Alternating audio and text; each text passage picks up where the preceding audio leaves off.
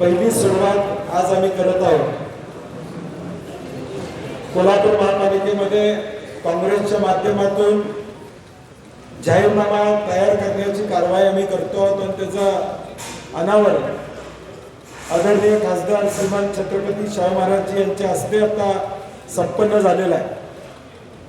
आमच्या कॅम्पेन असं आहे, कोल्हापूर कसं तुम्ही म्हणशीला तसं, म्हणजे कोल्हापूरची जनता म्हणेल त्या पद्धतीनं हा कॅम्पेन आम्ही त्या ठिकाणी घेणार आहोत आणि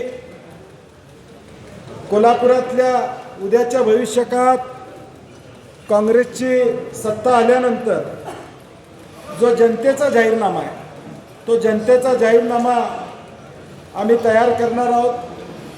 आज तो आम्ही लॉन्च केलेला आहे। पुढच्या 7 दिवसात साधारणपणे 29 तारखेपर्यंत लोकांच्याकडून